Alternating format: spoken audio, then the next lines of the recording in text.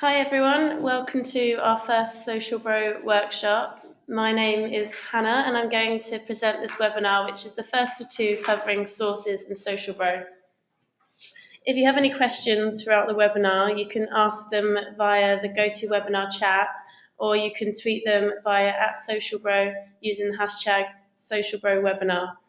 We also have a user guide which covers everything I'm going to speak about today, and you can email me personally if you have any questions after the webinar at hannah@socialbro.com. Sources in SocialBro are very useful as they allow you to analyse not only your own Twitter community, but also those belonging to third parties, or perhaps analyse members of a list, a search, a TXT file, and basically provide you with powerful information for targeting and engaging with Twitter users. So today we're firstly going to talk about one of our most powerful tools, which is the ability to analyse your competitors' Twitter accounts. Useful for monitoring their evolution, comparing this with your own, and basically knowing who makes up your competitors' community. And you can also use SocialBro to follow your competitors' followers. Then we're going to talk about TXT files, especially useful for events, as you can import your event attendees, view stats about them, follow them, or add them to a list where you can monitor them and look for opportunities to engage with them. So I'll go over to my SocialBro dashboard now. And we'll start by analysing a competitor's account. So as I mentioned briefly, this is one of the most powerful features of SocialBro, and it's really ideal to keep an eye on third-party Twitter accounts, compare them with your own, and then change your strategy in accordance. So to get started, if you select Analyse your competitors from the toolbar, and then just insert the Twitter handle of the account you want to analyse. So I'm going to use one called LocaFollow, and then click Add. Depending on how many social contacts the account has, the synchronization might take quite a long time, but this one was quick. So at the top here of your competitor's dashboard, you have the global stats panel, which shows the evolution in the number of followers, friends, and their community in general. So this is useful to compare to your own. You can see how your community is progressing in comparison to theirs. Now, if we go down the dashboard to the different widgets you have that provides information about the members of your competitor's community.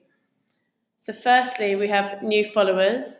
These are the people who have recently shown an interest in your competitors and therefore may have an interest in what you're selling or providing, and therefore people you may wish to target.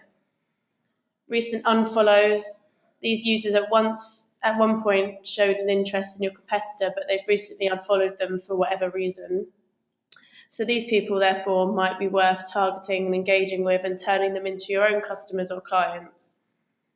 New friends, users who your competitor has recently started following. So these might be people who are influential or thought leaders, and therefore people it might be worth you following as well. Common friends, people you're both following. And then over here you have your competitor's influence score according to K-Red and Peer Index. These are measures of social influence, and these can be compared to your own. So if, for example, they're a lot higher than yours, you need to work harder to gain more replies, retweets, favourites. All of these will increase how influential you are and bring your score up. Friends not followed by you. These are people your competitors following who you aren't. Same as I said before, it might be worth you following some of them. Common followers, obviously you're going to have a number of these as you're selling or offering something similar to your competitors.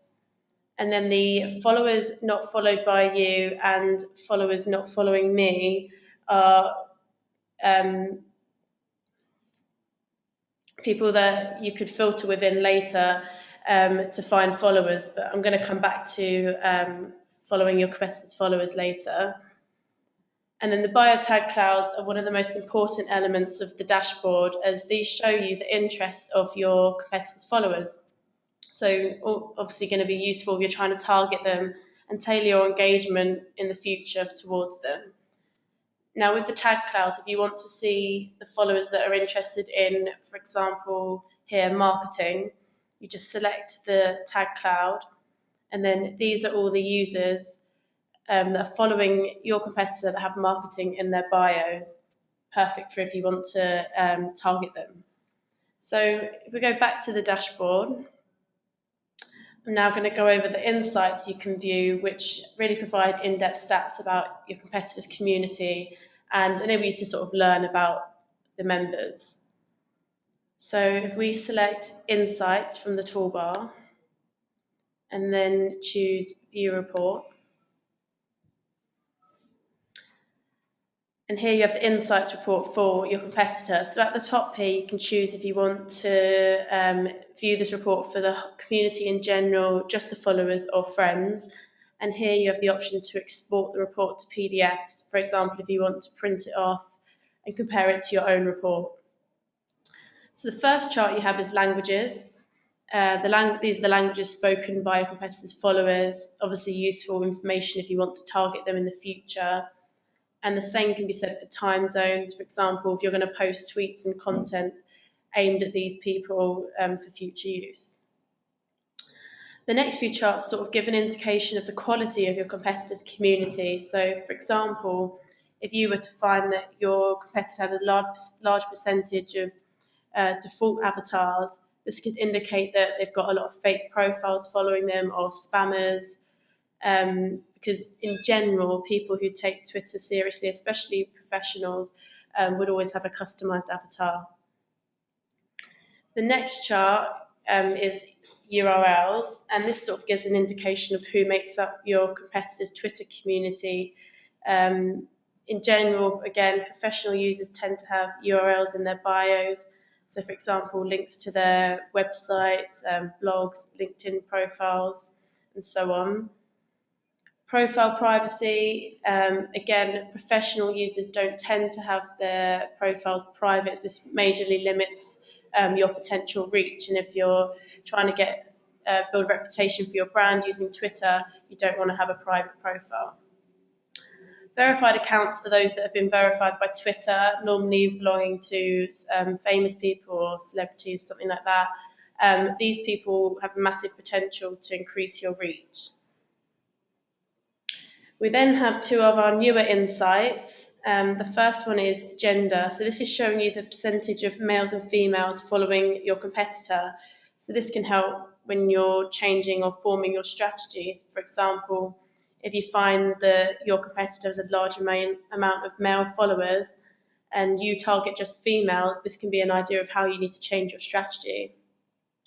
And just to make note that unknown users are brands or users who their name could not be distinguished between male or female.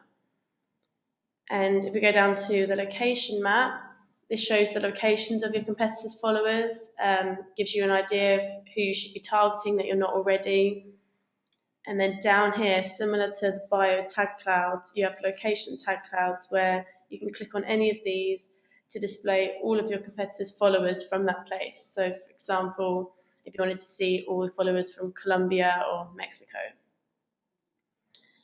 And then if we go down to the number of followers, this chart indicates your competitors' potential reach. So obviously the more followers they have, their followers have, the larger the reach is if they retweet the content of your competitor. Down here is number of friends, gives a sort of indication of how active their community is, because active users will tend to follow a certain number of people. But if they follow too many, it means they're less likely to see your competitor's content when it's posted, as they're going to have an overcrowded newsfeed.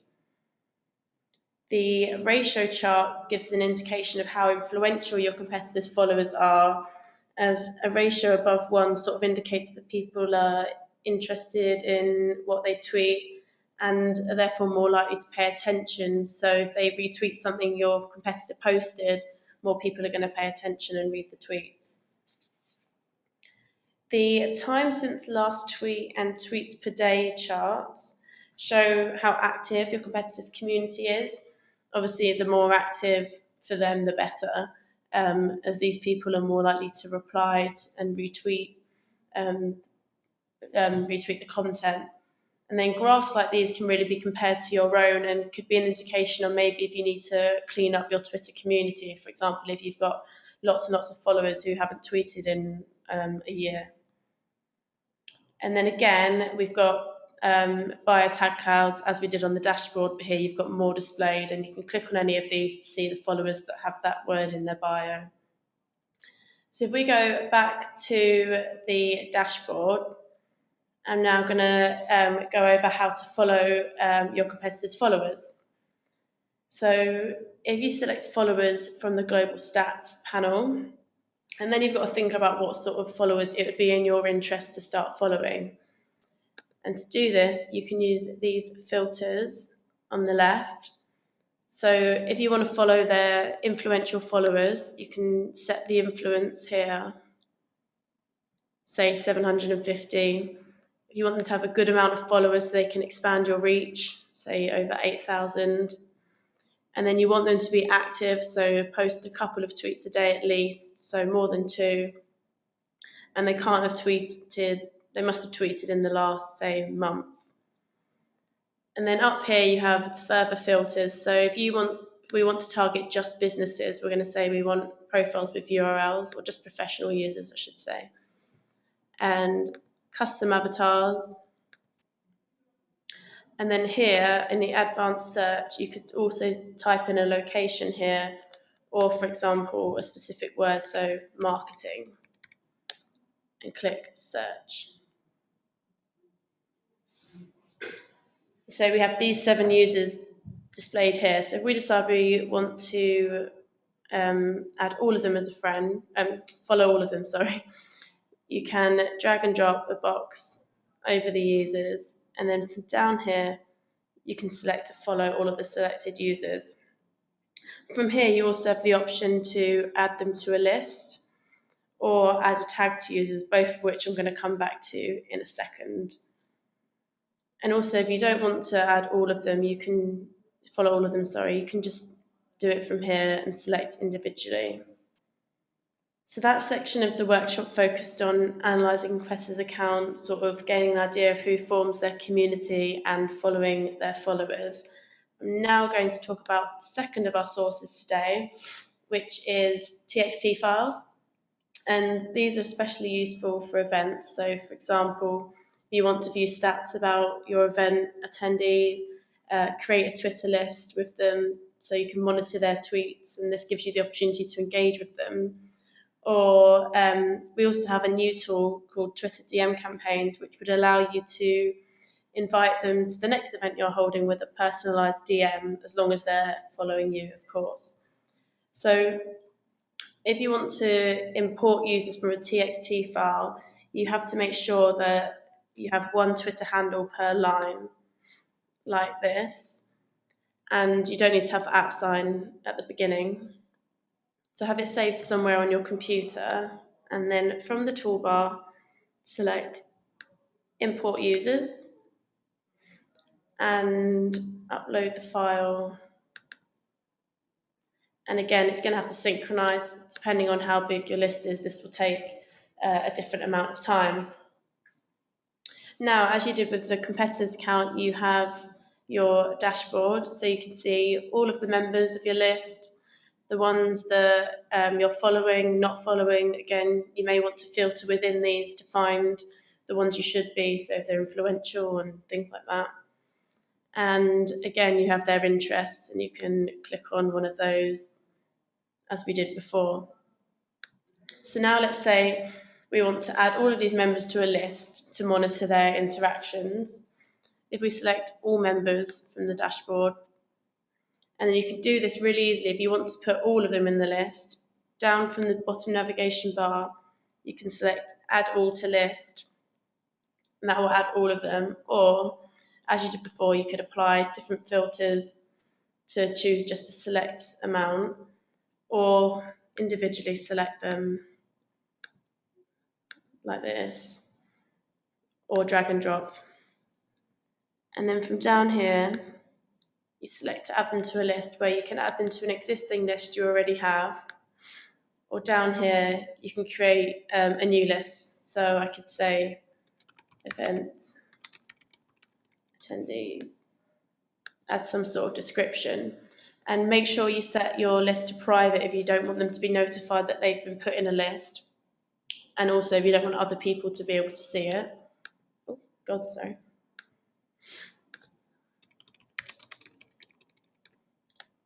Set it to private and click OK.